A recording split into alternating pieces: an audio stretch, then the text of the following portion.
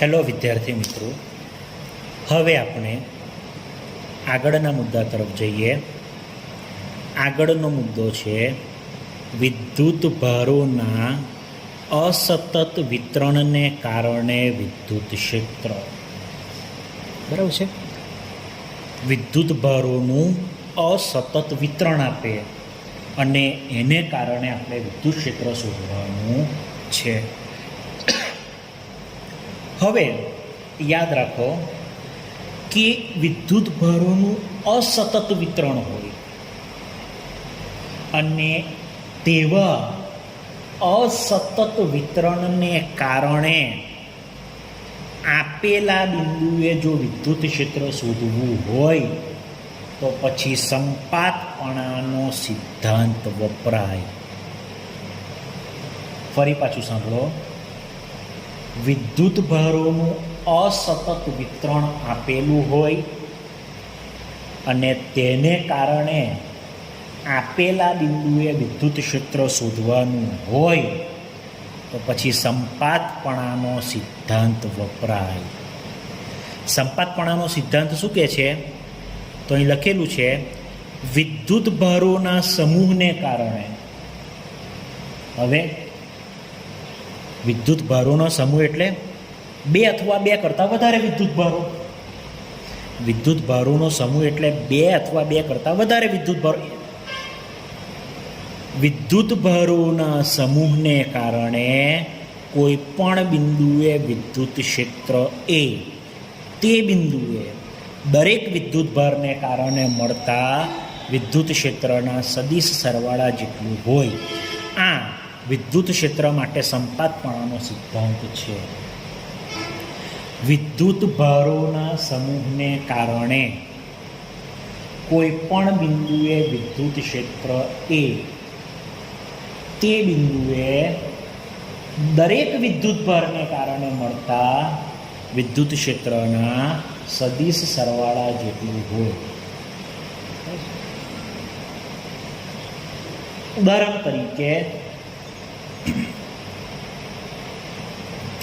ઉદાહરણ તરીકે આપણા પાસે ચાર વિદ્યુત ભાર છે, Q1, Q2,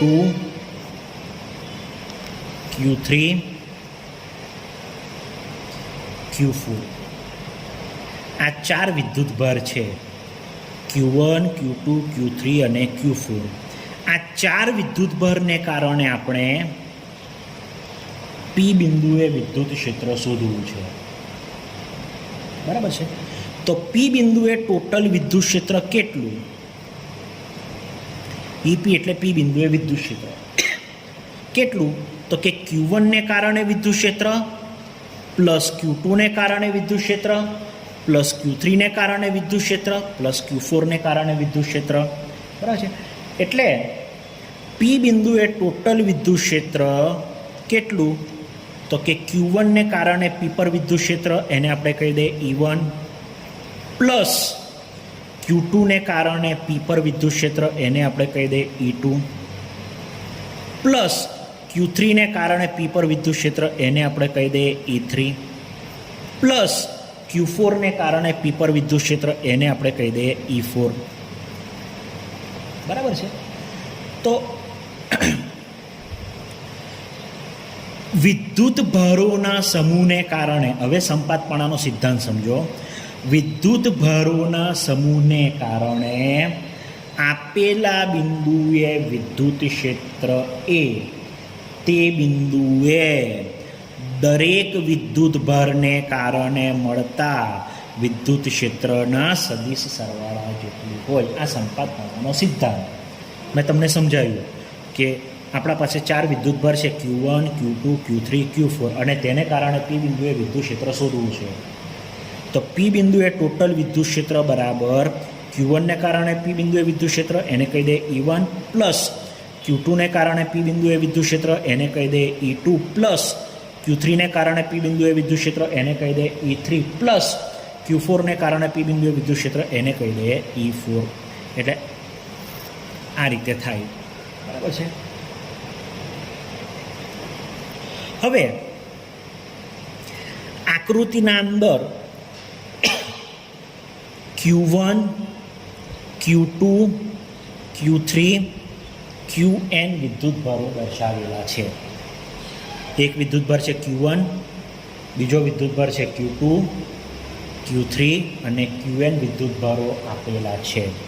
અને આ વિદ્યુતભારોને કારણે આપણે P બિંદુએ વિદ્યુત ક્ષેત્ર શોધવું છે. બરાબર છે. આ બધું અસતત વિતરણ છે. Q1, Q2, Q3, Qn એ અસતત વિતરણ છે. એટલે Q1, Q2, Q3 અને Qn વિદ્યુતભારોનું અસતત વિતરણ આપેલું છે અને તેમના વડે P બિંદુએ વિદ્યુત ક્ષેત્ર શોધવું છે. બરાબર છે. એટલે આપણે શું કરીશું? સૌ પ્રથમ P બિંદુએ પરીક્ષણ વિદ્યુતભાર મૂકી દઈશું. શરૂઆતમાં પરીક્ષણ વિદ્યુતભાર કોઈ બીજા અંતરે પડેલો હશે. આપણે શું કરીશું? તો કે P બિંદુએ વિદ્યુત ક્ષેત્ર શોધવું છે એટલે P બિંદુએ સૌ પ્રથમ પરીક્ષણ વિદ્યુતભાર મૂકી દઈશું Q0. બરાબર છે. હવે શું થશે? આ વિદ્યુતભાર Q1 વડે Q0 ઉપર બળ લાગશે, કુલમ બળ લાગશે, એને આપણે F1 કહીશું. વિદ્યુતભાર Q2 વડે Q0 ઉપર બળ લાગશે, એ કુલમ બળને આપણે F2 નામ આપીશું. વિદ્યુતભાર Q3 વડે Q0 ઉપર બળ લાગશે, એને આપણે કહીશું F3. વિદ્યુતભાર Qn વડે P ઉપર બળ લાગશે, એને નામ આપીશું Fn. બરાબર છે. ફરી પાછી વાત કરી લઈએ. આકૃતિમાં વિદ્યુતભારો Q1, Q2, Q3 તથા Qnનું અસતત વિતરણ દર્શાવેલ છે અને તેમના વડે આપણે P બિંદુએ વિદ્યુત ક્ષેત્ર શોધવું છે. એટલે સૌ પ્રથમ આપણે P બિંદુએ પરીક્ષણ વિદ્યુતભાર Q0 મૂકી દઈશું. P બિંદુએ વિદ્યુત ક્ષેત્ર શોધવું છે એટલે P બિંદુએ સૌ પ્રથમ પરીક્ષણ વિદ્યુતભાર મૂકી દઈશું. હવે P બિંદુ પર પરીક્ષણ વિદ્યુતભાર આવી ગયો Q0. ચાલો Q1 વડે Q0 ઉપર બળ લાગશે, એને આપણે F1 નામ આપીશું. વિદ્યુતભાર Q2 વડે Q0 ઉપર બળ લાગશે, એને આપણે F2 નામ આપીશું. વિદ્યુતભાર Q3 વડે Q0 ઉપર બળ લાગશે, એને આપણે F3 નામ આપીશું. એ જ પ્રમાણે વિદ્યુતભાર Qn વડે Q0 ઉપર બળ લાગશે, એને આપણે Fn નામ આપીશું. બરાબર છે. ચાલો હવે સૌ પ્રથમ આપણે વાત કરીએ તો આપણે કીધું તેમ વિદ્યુતભાર Q1 વડે Q0 ઉપર બળ લાગશે. વિદ્યુતભાર Q1 વડે Q0 ઉપર બળ લાગશે, એને આપણે F1 વડે દર્શાવીશું. કુલમ બળ લાગશે, એને આપણે F1 વડે દર્શાવીશું. તો F1નું સૂત્ર થશે Q1 વડે Q0 ઉપર બળ લાગશે, એને આપણે F1 વડે દર્શાવીશું. તો F1નું સૂત્ર થશે K Q1 Q0 અને આ બે વચ્ચેનું અંતર છે R1 એટલે R1 સ્ક્વેર એકમ સદિશ R1. ઓકે. ચાલો આ શું મળ્યું? તો કે Q1 ને કારણે Q0 ઉપર લાગતું બળ અથવા તો Q1 વડે Q0 પર લાગતું કુલમ બળ, એને આપણે F1 વડે દર્શાવીશું. તો F1નું સૂત્ર થશે F1 is equal to K Q1 Q0. બે વચ્ચેનું અંતર કેટલું છે? R1. તો K Q1 Q0 છેદમાં R1 સ્ક્વેર એકમ સદિશ R1. ચાલો હવે Q1 વડે આપણે P પર વિદ્યુત ક્ષેત્ર શોધીએ. બરાબર છે. પહેલાં શું કર્યું? તો Q1 વડે Q0 ઉપર લાગતું કુલમ બળ શોધી નાખ્યું F1. હવે શું કરશું? તો કે Q1 વડે P પર વિદ્યુત ક્ષેત્ર શોધીશું. તો કે Q1 વડે P પર વિદ્યુત ક્ષેત્ર એને આપણે E1 કહીએ. તો સૂત્ર થશે E1 ઇઝ ઇક્વલ ટુ કોના વડે? તો કે Q1 વડે. તો Q1 વડે બળ કેટલું છે? F1. તો કે F1 અપોન Q0. તમે આ ઇક્વેશન જાણતા હતા કે વિદ્યુત ક્ષેત્ર is equal to F upon Q0. તમે કંઈક વ્યાખ્યા બી આપી હતી. આના ઉપરથી કે આપેલા બિંદુએ વિદ્યુત ક્ષેત્રની તીવ્રતા અથવા આપેલા બિંદુએ વિદ્યુત ક્ષેત્ર એટલે તે બિંદુએ એકમ ધન વિદ્યુત ભાર. હવે ધન વિદ્યુત ભાર તરીકે તમે પરીક્ષણ વિદ્યુત ભાર લીધેલો અને એકમ એટલે છેદમાં આવશે. એકમ ધન વિદ્યુત ભાર પર લાગતું બળ એટલે વિદ્યુત ક્ષેત્ર. આ તમે જાણો છો, બરાબર છે. હવે આપણે શું શોધવું છે? તો કે આપણે Q1 ને કારણે P પર વિદ્યુત ક્ષેત્ર શોધવું છે. કોના કારણે? Q1 ને કારણે. તો કે Q1 ને કારણે વિદ્યુત ક્ષેત્ર આપણે કહી દે E1 is equal to Q1 અને Q0 એ બે વચ્ચે લાગતું બળ શું હતું? F1. તો Fની જગ્યાએ આવશે F1 અપન Q0. ઓકે, એટલે Q1 ને કારણે P ઉપર વિદ્યુત ક્ષેત્ર એને આપણે E1 કહી દે તો E1નું સૂત્ર થશે F1 અપન Q0 is equal to આ 1/Q0 એઝ ઇટ ઇઝ ગુણ્યા આ F1 છે ને ઉપરથી F1ની કિંમત મૂકી દઈએ તો 1/Q0 એઝ ઇટ ઇઝ ગુણ્યા F1ની કિંમત શું આવશે? કે Q1 Q0 છેદમાં R1² એકમ સદિશ R1. એમાં આ Q0 શું થઈ ગયા? કેન્સલ થઈ ગયા. તો બાકી શું રહેશે? કે Q1 છેદમાં R1² એકમ સદિશ R1. બરાબર છે. એટલે આ શું મળ્યું? Q1 ને કારણે P પર વિદ્યુત ક્ષેત્ર. બરાબર છે. આપણે શું શોધવાનું છે? તો કે આપણે Q1 Q2 Q3 Qn આ બધા વિદ્યુત ભારોને કારણે P પર વિદ્યુત ક્ષેત્ર શોધવાનું છે. એટલે P ઉપર સૌ પ્રથમ આપણે પરીક્ષણ વિદ્યુત ભાર મૂકી દીધો. હવે શું કર્યું? તો કે Q1 ને કારણે અથવા તો Q1 વડે Q0 ઉપર લાગતું કુલમ બળ એને આપણે F1 વડે દર્શાવીએ તો આ F1નું સૂત્ર થઈ ગયું. હવે શું કર્યું? તો કે Q1 ને કારણે P ઉપર વિદ્યુત ક્ષેત્ર શોધ્યું એને આપણે કીધું E1. તો E1નું સૂત્ર થશે E1 is equal to F1 અપન Q0 is equal to 1/Q0 as it is ગુણ્યા ઉપરથી F1ની કિંમત મૂકી દીધી તો Q0 કેન્સલ થઈ ગયા. તો આપણને મળી ગયું કે Q1 અપન R1² એકમ સદિશ R1. આ થઈ ગયું E1. E1 એટલે Q1 ને લીધે P ઉપર વિદ્યુત ક્ષેત્ર મળી ગયું. ચાલો, E1 એટલે શું? તો કે E1 એટલે Q1 ને લીધે P ઉપર વિદ્યુત ક્ષેત્ર એ E1. એને આપણે સમીકરણ 1 કહી દીધું. ચાલો, હવે શું કરીશું? હવે આપણે Q2 ને કારણે તમે આકૃતિમાં જોઈ શકો છો Q2 ને કારણે P ઉપર વિદ્યુત ક્ષેત્ર શોધીશું. એટલે સૌ પ્રથમ શું કરીશું? તો કે P ઉપર વિદ્યુત ભાર છે Q0. બરાબર છે. એટલે Q2 અને Q0 આપણે શું શોધવાનું છે? તો કે Q2 ને કારણે P ઉપર વિદ્યુત ક્ષેત્ર શોધવાનું છે. એટલે આપણે સૌ પ્રથમ શું કરીશું? તો કે Q2 અને P ઉપર વિદ્યુત ભાર મૂકેલો છે Q0. તો Q2 અને Q0 એ બેની વચ્ચે કુલમ બળ લાગશે એને આપણે F2 વડે દર્શાવીશું. તો એ F2નું સૂત્ર થશે કે Q2 Q0 R2² એકમ સદિશ R2. હવે શું કરીએ? તો કે હવે Q2 વડે P ઉપર વિદ્યુત ક્ષેત્ર શોધીએ તો એનું સૂત્ર થશે E2 is equal to F2 અપન Q0 is equal to 1/Q0 as it is ગુણ્યા આ F2નું મૂલ્ય મૂકી દીધું ઉપરથી. તો અગેન Q0 કેન્સલ. તો બાકી શું રહેશે? કે Q2 અપન R2² એકમ સદિશ R2. અને આપણે કહી દઈએ સમીકરણ નંબર 2. એટલે આમ Q2 વડે P ઉપર વિદ્યુત ક્ષેત્ર E2 મળી ગયું. બરાબર છે. શું કર્યું? તો કે Q2 વડે P ઉપર વિદ્યુત ક્ષેત્ર શોધવું છે. હવે તમે જાણો છો કે P ઉપર પરીક્ષણ વિદ્યુત ભાર Q0 મૂકેલો છે. તો Q2 અને Q0 બેની વચ્ચે કુલમ બળ લાગશે એને આપણે F2 વડે આકૃતિમાં દર્શાવેલા છે.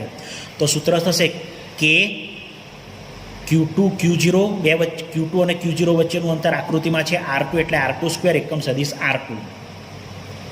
હવે આપણે શું શોધીએ? હવે આપણે Q2 વડે P ઉપર વિદ્યુત ક્ષેત્ર શોધીએ તો એનું સૂત્ર થશે E2 is equal to F2 અપન Q0 is equal to 1/Q0 as it is ગુણ્યા આ F2નું મૂલ્ય મૂકી દીધું તો Q0 કેન્સલ એટલે આપણને E2 મળી ગયા. E2 એટલે શું? તો કે વિદ્યુત ભાર Q2 વડે P ઉપર વિદ્યુત ક્ષેત્ર, સમીકરણ 2. હવે આપણે શું કરીએ તો કે Q3 વડે P ઉપર વિદ્યુત ક્ષેત્ર શોધીએ. એટલે સૌ પ્રથમ શું કરીશું, P ઉપર Q0 તો છે જ, તો Q3 અને Q0 એ બેની વચ્ચે કુલંબ બળ લાગશે, એને આપણે F3 વડે દર્શાવેલા છે. તો F3 = K Q3 Q0, Q3 Q0 વચ્ચેનું અંતર આકૃતિમાં છે R3, એટલે R3² એકમ સદિશ R3. હવે આપણે Q3 વડે P ઉપર વિદ્યુત ક્ષેત્ર શોધીએ તો એનું સૂત્ર થાય E3 = F3/Q0 1/Q0 as it is, અને આ F3 ની ઉપરથી કિંમત મૂકી દીધી. તો અગેન પાછા Q0 કેન્સલ થઈ ગયા. તો E3 નું સૂત્ર મળશે K Q3 R3² એકમ સદિશ R3. આ થઈ ગયું સમીકરણ નંબર 3. હવે એ જ પ્રમાણે Qn વિદ્યુત ભારને લીધે P ઉપર વિદ્યુત ક્ષેત્ર શોધીએ. તો હવે P ઉપર તો પરીક્ષણ વિદ્યુત ભાર Q0 મૂકેલો છે, તો Qn અને Q0 એ બેની વચ્ચે કુલંબ બળ લાગશે, એને આપણે Fn વડે દર્શાવેલા છે. તો એ Fn નું સૂત્ર થશે K Qn Q0 છેદમાં Rn² એકમ સદિશ Rn. હવે આપણે Qn વડે P ઉપર વિદ્યુત ક્ષેત્ર શોધીએ તો એને નામ આપીએ En = Fn/Q0. તો 1/Q0 એઝ ઇટ ઇઝ ગુણ્યા આ Fn ની કિંમત ઉપરથી મૂકી દીધી. તો અગેન Q0 કેન્સલ. તો En નું સૂત્ર થશે K Qn/Rn² એકમ સદિશ Rn. બરાબર છે. ઇન શોર્ટ હું સિમ્પલ એવું કહી શકું કે આપણે Q1 Q2 Q3 Qn વિદ્યુત ભારને કારણે P બિંદુએ વિદ્યુત ક્ષેત્ર શોધવું છે. એટલે સૌ પ્રથમ આપણે P બિંદુ પર પરીક્ષણ વિદ્યુત ભાર મૂકીશું. હવે શું કરશું તો કે સૌ પ્રથમ આપણે Q1 ને કારણે Q0 ઉપર Q1 ને કારણે P ઉપર વિદ્યુત ક્ષેત્ર શોધીશું. હવે P ઉપર તો Q0 છે, તો સૌ પ્રથમ Q1 અને Q0 એ બેની વચ્ચે કુલંબ બળ લાગશે, એને આપણે F1 વડે દર્શાવીશું. એનું સૂત્ર લખીશું F1 નું. પછી Q1 વડે P ઉપર વિદ્યુત ક્ષેત્ર શોધીશું, એ તમને E1 મળશે, સમીકરણ 1. પછી શું કરીશું તો કે હવે Q2 વડે P પર વિદ્યુત ક્ષેત્ર શોધવું છે. Q2 વિદ્યુત ભાર વડે P ઉપર વિદ્યુત ક્ષેત્ર શોધવું છે. તો હવે P ઉપર Q0 તો છે જ, તો Q2 અને Q0 વચ્ચે અથવા તો Q2 વડે Q0 ઉપર કુલંબ બળ લાગશે, એને આપણે F2 વડે દર્શાવીશું. તો આ F2 નું સૂત્ર. હવે Q2 વડે P ઉપર વિદ્યુત ક્ષેત્ર શોધવા માટેનું સૂત્ર, એટલે Q2 વડે P ઉપર વિદ્યુત ક્ષેત્ર E2 મળી ગયું. હવે આપણે શું કરીશું તો કે વિદ્યુત ભાર Q3 વડે P ઉપર વિદ્યુત ક્ષેત્ર શોધીશું. હવે P ઉપર Q0 તો છે જ, તો આપણે સૌ પ્રથમ Q3 વડે Q0 ઉપર લાગતું કુલંબ બળ કે જેને F3 વડે દર્શાવેલું છે એ શોધીશું. મળી ગયું. પછી આપણે Q3 વડે P ઉપર વિદ્યુત ક્ષેત્ર E3 શોધીશું, એ સમીકરણ નંબર 3. એના પછી છેલ્લે વિદ્યુત ભાર Qn વડે P ઉપર વિદ્યુત ક્ષેત્ર શોધીશું. બરાબર છે. શું કરીશું તો કે P ઉપર Q0 તો છે જ, તો કે Qn વડે Q0 ઉપર આપણે કુલંબ બળ શોધીશું, એને Fn વડે દર્શાવીશું. પછી Qn વડે P ઉપર વિદ્યુત ક્ષેત્ર En શોધીશું, એને આપણે સમીકરણ નંબર 4 આપીશું. બરાબર છે. તમે આ રીતે બી લઈ શકો છો. શોર્ટમાં યાદ રાખો કે આપણા પાસે ટોટલ n વિદ્યુત ભાર હતા. Q1 Q2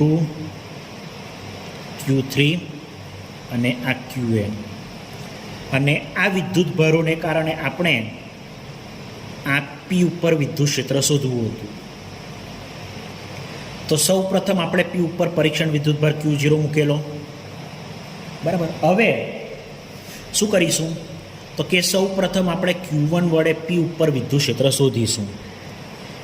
Q1 વડે P ઉપર વિદ્યુત ક્ષેત્ર શોધીશું. તો એના માટે પહેલું શું કરવું પડે તો કે Q1 તો છે, અને પી ઉપર Q0 છે, એટલે બેની વચ્ચે કુલમ બળ લાગશે એ આપણે F1 લઈશું. F1 મળી ગયું. પછી Q1 વડે પી ઉપર વિદ્યુત ક્ષેત્ર આપણે E1 શોધીશું. બરાબર છે. ચાલો, એક પત્યું. હવે Q2ની વારી. તો હવે Q2 વડે આપણે પી ઉપર વિદ્યુત ક્ષેત્ર શોધીશું. તો પી ઉપર Q0 તો છે જ, તો Q2 અને Q0 એ બેની વચ્ચે કુલમ બળ લાગશે, એને આપણે કહીશું F2. એનું સૂત્ર મેળવીશું. હવે શું કરશું? તો કે હવે Q2 વડે પી ઉપર વિદ્યુત ક્ષેત્ર E2 શોધીશું. એ જ પ્રમાણે Q3 વડે પી ઉપર વિદ્યુત ક્ષેત્ર શોધીશું. તો હવે પી ઉપર Q0 તો છે, તો Q3 અને Q0 વચ્ચે કુલમ બળ લાગશે, એને આપણે કહીશું F3. પછી શું કરશું? તો કે હવે Q3 વડે પી ઉપર વિદ્યુત ક્ષેત્ર આપણે E3 શોધીશું. અને લાસ્ટમાં Qn વિદ્યુત ભાર વડે પી ઉપર વિદ્યુત ક્ષેત્ર શોધીશું. તો પી ઉપર Q0 તો છે, તો Qn અને Q0 એ બેની વચ્ચે કુલમ બળ લાગશે, એને આપણે Fn વડે દર્શાવીશું. હવે શું કરશું?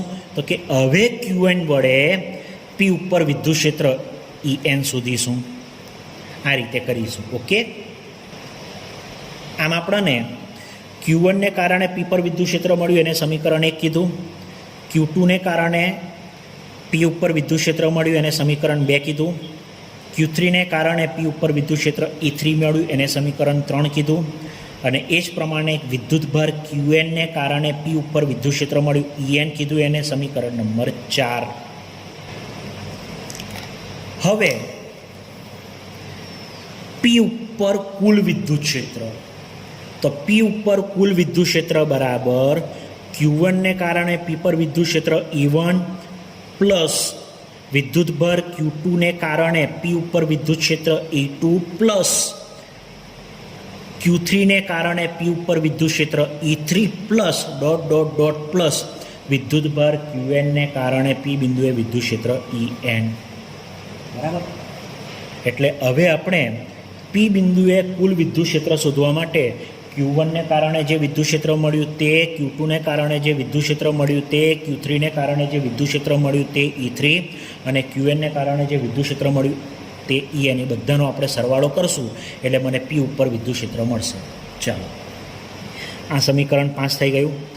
હવે આ જે સમીકરણ 5 છે ને, એના અંદર E1, E2, E3 અને Enના મૂલ્યો મૂકી દઈએ. તો E as it is equal to આ E1નું મૂલ્ય સમીકરણ 1માંથી પ્લસ E2નું મૂલ્ય સમીકરણ 2માંથી પ્લસ E3નું મૂલ્ય સમીકરણ 3માંથી plus dot dot dot plus Enનું મૂલ્ય સમીકરણ 4માંથી. બરાબર છે. એટલે આ થઈ ગયું પી ઉપર કુલ વિદ્યુત ક્ષેત્ર શોધવા માટેનું સૂત્ર, એને કહી દીધું સમીકરણ નંબર 5. એના અંદર આપણે સમીકરણ 1, 2, 3 અને 4 પરથી E1, E2, E3 અને Enની કિંમતો મૂકી દીધી, એટલે આપણને આ સમીકરણ મળશે. હવે E as it is, અને આ દરેકના અંદરથી કે સામાન્ય નીકળશે. એટલે દરેકમાંથી કે સામાન્ય આવી ગયો તો કૌંસમાં રહેશે Q1 અપોન R1 સ્ક્વેર એકમ સદીશ R1 plus Q2 upon R2 square એકમ સદીશ R2 plus Q3 upon R3 square એકમ સદીશ R3 plus dot dot dot plus Qn upon Rn square એકમ સદીશ Rn. બરાબર છે. હવે આ થઈ ગયો આપણો જવાબ. આપણે શું શોધવાનું હતું? તો કે વિદ્યુતભારોનું અસતત વિતરણ હતું અને તેને કારણે આપણે વિદ્યુત ક્ષેત્ર શોધવાનું હતું. તો આપણા પાસે ટોટલ n વિદ્યુતભારો હતા, Q1, Q2, Q3 અને Qn, અને તેને કારણે પી બિંદુએ વિદ્યુત ક્ષેત્ર શોધવાનું હતું. તો આ એનું સૂત્ર થઈ ગયું. હવે આ જ સૂત્રને અહીં મેથેમેટિકલ સ્વરૂપમાં બતાવેલ છે. E as it is equal to K as it is. આ સિગ્માનું ચિહ્ન છે. સિગ્મા એટલે સરવાળો થાય. I is equal to 1 to n QI છેદમાં RI સ્ક્વેર એકમ સદીશ RI. હવે આને આ ઇક્વેશન સરખા જ છે. આ તમારું સામાન્ય ઇક્વેશન છે, આ મેથેમેટિકલ ફોર્મમાં છે. શું કરવાનું તો જુઓ, કે તો એઝ ઇટ ઇઝ બહાર આવશે. સૌ પ્રથમ આઈની જગ્યા ઉપર 1 મૂકવાનો, તો શું આવશે? આઈની જગ્યા ઉપર 1 મૂકશો એટલે Q1 R1 સ્ક્વેર એકમ સદિશ R1 મળશે આ. પછી સિગ્મા એટલે સરવાળો. હવે આઈ બરાબર કેટલા મૂકવાના? 2, તો Q2 અપોન R2 સ્ક્વેર એકમ સદિશ R2 એટલે આ આવશે. પછી સિગ્મા એટલે સરવાળો, આઈની જગ્યા ઉપર તમે 3 મૂકશો એટલે આ મળશે, plus dot dot dot plus આઈની જગ્યા ઉપર n મૂકશો એટલે આ મળશે. તો આ થઈ ગયું વિદ્યુતભારોના અસતત વિતરણને કારણે આપેલા બિંદુએ વિદ્યુત ક્ષેત્ર શોધવા માટેનું સૂત્ર.